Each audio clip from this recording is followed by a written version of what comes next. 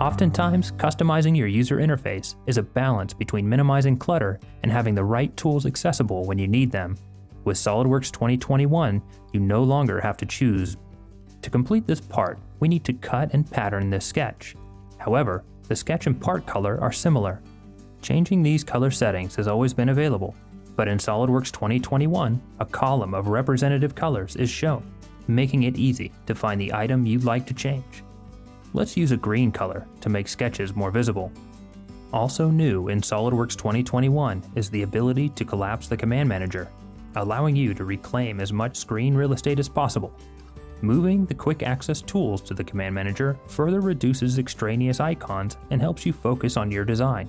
All tools are still available using the tabs at the top of the screen, but a faster way to work is to use the S key keyboard shortcut. However, it doesn't yet have the pattern command we need. No problem. Simply search for the command, new to 2021, then drag and drop it on the shortcut bar. This is a convenient way to customize any area of the SOLIDWORKS user interface, including the heads-up display toolbar. Now that we've set up our shortcut bar, finishing our design is trivial. Notice how little the mouse must move to create this cut using the sketch, and then pattern it around this center hole.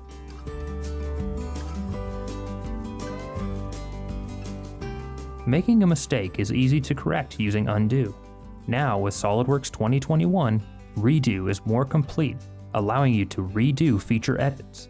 This means that if you accidentally undo a feature, you won't have to spend extra time recreating it. With SOLIDWORKS 2021, you no longer have to find the perfect balance between user interface and access to the tools you need. Simply customize your workspace using these new enhancements so that you can focus on your design.